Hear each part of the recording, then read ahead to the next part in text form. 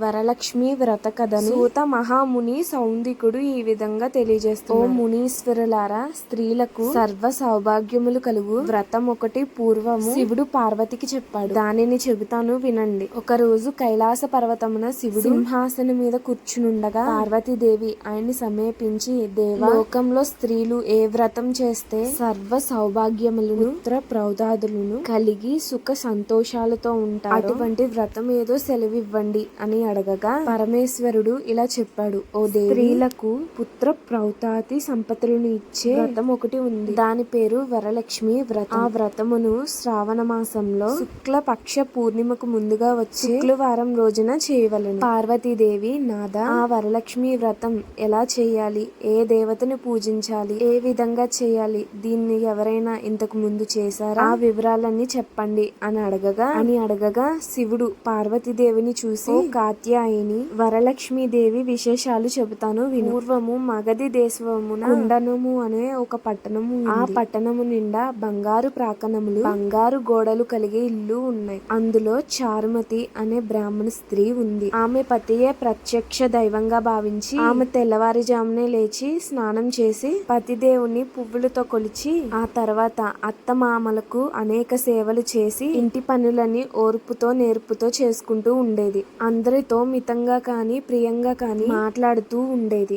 గయ్యాలిగా కాకుండా ఎంత అనుకుగా ఉన్న ఆ మహాప్రతివతను చూసి శ్రీ మహాలక్ష్మికి ఆమె మీద అనుగ్రహం కలిగింది. ఒక రోజు ఆ మహా ఇల్లాలికి కలలో ప్రత్యక్షమయ్యి మహాలక్ష్మి ఇలా చెప్పింది. ఓ చారుమతి, నేను వరలక్ష్మి దేవిని. నీ నడవడికను చూసి నాకు నీ మీద అనుగ్రహం కలిగి నీ ముందు ప్రత్యక్షమయ్యాను. శ్రావణ మాసంలో శుక్లపక్ష పూర్ణిమకు ముందుగా వచ్చే శుక్రవారం రోజు నువ్వు నన్ను పూజిస్తే నీకు కోరిన వరాలు ఇస్తాను. అలా అమ్మవారిని చూసి ఎంతో మురిసిపోయిన చారుమతీదేవి కలలోనే వరలక్ష్మీదేవికి నమస్కారాలు చేసి, నమస్తే సర్వలోకాన జనన్యే పుణ్యమూర్తయే శరణ్యే త్రిశక వందే విష్ణుస్థలాలయే అని అనేక విధాలుగా స్తోత్రం చేసింది. ఓ జగజ్జనని, నీ కటాక్షములు కలిగితే జనులు ధన్యమవుతారు, విద్వాంసులు అవుతారు, సకల సంపన్నులు అవుతారు. పూర్వ జన్మలో చేసిన పుణ్య ఫలం వలన మీ దర్శనం నాకు కలిగింది అనగా వరలక్ష్మీదేవి సంతోషం చెందింది. ఆ వెంటనే మెలకు వచ్చి నాలుగు వైపులా చూస్తే చారుమతికి వరలక్ష్మీదేవి కనపడలేదు. అప్పుడు ఆమెకి అర్థమైంది తను కలగన్నది. వెంటనే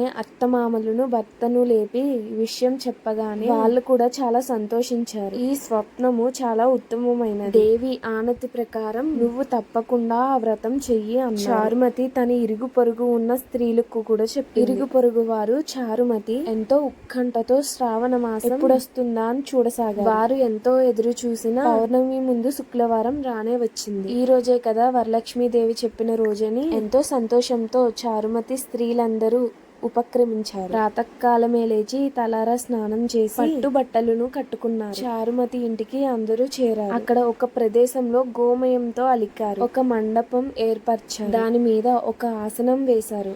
ఆసనం పైన కొత్త బియ్యం పోసి మర్రి చిగుర్లు, మామిడాకులు, జమ్మి, రాగి, నిమ్మ అలంకారాలతో కలసం ఏర్పరిచారు. అందులోకి వరలక్ష్మీదేవిని ఆవాహం చేశారు. చారుమతి మొదలు స్త్రీలంతా ఎంతో భక్తి శ్రద్ధలతో పూజ చేశారు. పద్మాసనే పద్మకరే సర్వలోకైక పూజితే నారాయణ ప్రియదేవి సుప్రీత భవ సర్వదా అను ఈ శ్లోకంతో ధ్యాన ఆహావయాది సోలోహోపచార పూజ చేశారు. 9 స్తోత్రాల తోరణాన్ని కుడి చేతికి కట్టుకున్నారు. వరలక్ష్మీదేవికి అనేక రకముల పిండి వంటలు చేసి నైవేద్యంగా పెట్టారు. ఆ తర్వాత ప్రదక్షిణములు చేస్తుండగా స్త్రీలందరికీ గల్లు గల్లుమని శబ్దం వినిపించింది. వెంటనే తమ కాళ్ళను చూసుకుంటే గజ్జలు, ఆభరణాలు కనిపించాయి. చారుమతి మొదలైన స్త్రీలంతా వరలక్ష్మీదేవి కృప కటాక్షాలు కలిగాయని ఎంతో మురిసిపోయారు. రెండో ప్రదక్షిణం చేయగానే చేతులకి దగదగలాడే కంకణములు, ఆభరణాలు కనిపించాయి. ఇంకా వాళ్ళ ఆనందం ప్రత్యేకించి చెప్పేదేముంది. మూడో ప్రదక్షిణం పూర్తవగానే ఆ స్త్రీలంతా సర్వభూక్షాలం కృతులయ్యారు. చారుమతి మొదలైన ఆ స్త్రీలందరి ఇళ్ళలన్నీ స్వర్ణమయ్యాలయ్యాయి. వారికి రచగద తురణాల వాహనాలు ప్రసాదింపబడ్డాయి. చారుమతి ఇంటి నుంచి స్త్రీలను తీసుకువెళ్ళడానికి వారి ఇంటి నుంచి రథాలు, గుర్రాలు, ఏనుగులు, బండ్లు స్త్రీలు చారుమతి కలిసి వాళ్ళ చేత శాస్త్ర ప్రకారం పూజ చేయించిన బ్రాహ్మణుడికి గంధం, పుష్పం, అక్షింతలతో పూజించి 12 కుడుములు వాయనం ఇచ్చి దక్షిణ తాము తాంబూలాలిచ్చి నమస్కరించారు.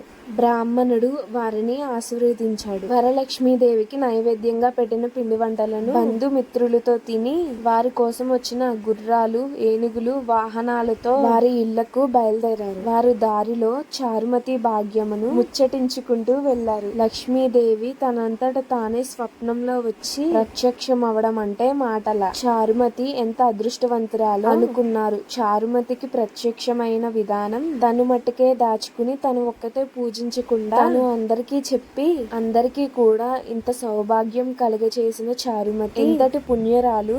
ఆమె పరిచయం కలిగి ఉండినా తామెంతో భాగ్యవంతుడు అని ఎంతో మురిసిపోయారు. అప్పటి నుండి చారుమతితో సహా వారందరూ క్రమం తప్పకుండా ప్రతి సంవత్సరం ఈ పూజ చేస్తూ పుత్ర పౌత్రాద్రి వృద్ధి కలిగి ధన కనక వస్తు వాహనాలు కలిగి సుఖ సంతోషాలతో ఉన్నారు. కావున ఓ పార్వతి, ఉత్తమమైన వ్రతాలను చేస్తే ఎదుటి వాళ్ళకి చెప్పి చేయిస్తే సర్వ సౌభాగ్యాలు కలిగి శుభంగా ఉంటారు. ఈ కథను విన్నవారికి చదివిన వారికి కూడా వరలక్ష్మి ప్రసాదం వలన సకల కార్యాలు సిద్ధించును అన్నాడు పరమశివుడు. సూత మహాముని సౌమికుడు మిగిలిన వారితో, మునులారా విన్నారుగా, చారుమతి ఎదుటి వారి మంచి కూడా ఎలా కోరిందో, ఎదుటి మనిషికి మంచి కలగాలని కోరుకుంటే అమ్మవారు ఇంకా ప్రసన్నవారే, మీరు కోరకుండానే మీకు ఇంకా మంచి చేస్తుంది అన్నారు. రకరకాల పిండి వంటలు చేసి అమ్మవారికి సమర్పించి ఈ వ్రతము భక్తి శ్రద్ధలతో చేస్తే తప్పకుండా ఫలితం లభిస్తుంది. వరలక్ష్మి వ్రత కల్పము సమాప్తం. లక్ష్మీదేవి ఆశీస్సులు దక్కాలంటే తప్పకుండా ఈ వ్రతం చేయండి. ఈ వీడియో ఎలా ఉందో కామెంట్ చేయండి. అలాగే లైక్ చేసి సబ్స్క్రైబ్ చేసుకోండి.